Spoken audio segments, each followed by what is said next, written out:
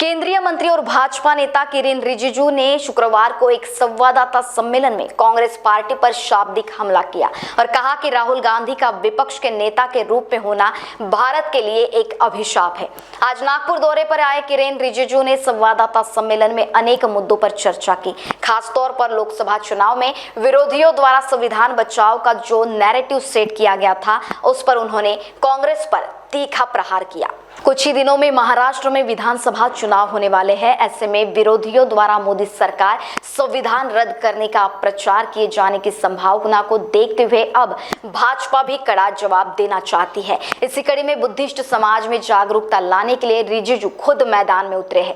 आज नागपुर में उनके उपस्थिति में बुद्धिस्ट समाज की सभा होने वाली है। सभा के पहले पत्रकारों से चर्चा करते हुए उन्होंने दावा किया कि राहुल गांधी ने न तो संविधान पढ़ा है, नहीं उन्होंने इसकी भावना को समझा है। ऐसे व्यक्ति के लिए संविधान शब्द बोलना भी अपमान है। मेरा मानना है कि उनके जैसे व्यक्ति के लिए संविधान को छूना भी अनुचित है।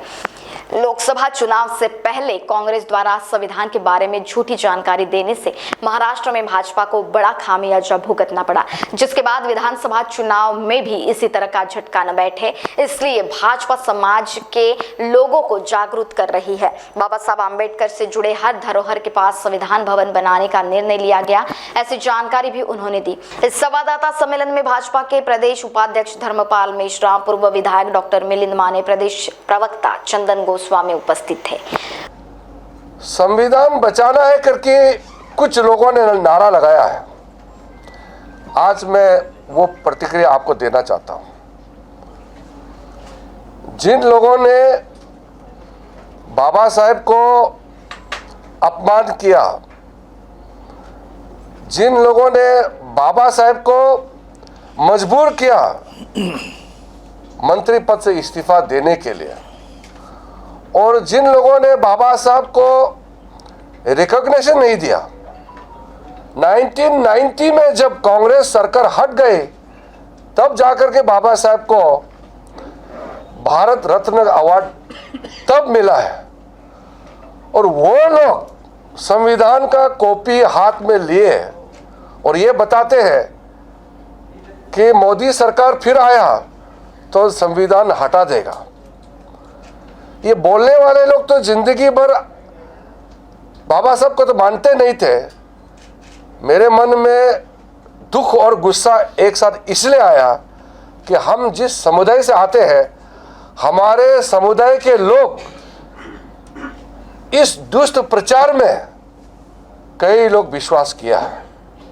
मैं कहने वाला हूं, मैं अपने ही एससी एसटी के कम्युनिटी, मेरे अपने बौद्ध कम्युनिटी के लोगों को, खास करके महाराष्ट्र में जो लोग हैं, मैं उनको कहना चाहता हूं, अगर हम ही बेवकूफ़ बनते रहेंगे, हम बाबा साहब जब जिंदा थे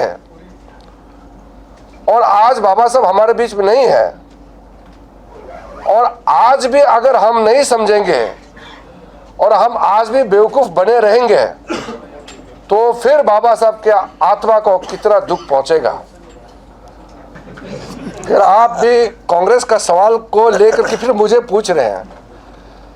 जो आप राहुल गांधी के बारे में कह रहे हैं कि राहुल गांधी जैसा इंसान इस देश में लीडर ऑफ ऑपोजिशन बनना, यह हमारा देश के ऊपर में एक श्राप है।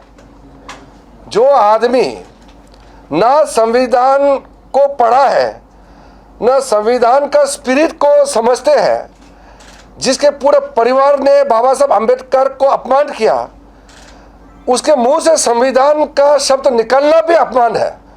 मैं ये मानता हूं कि ऐसा इंसान को संविधान के किताब के ऊपर हाथ लगाना भी उचित नहीं है। महान्यूज 7 के लिए कैमरा पर्सन विशाल मेश्राम के साथ विजय गावंडे, नागपुर।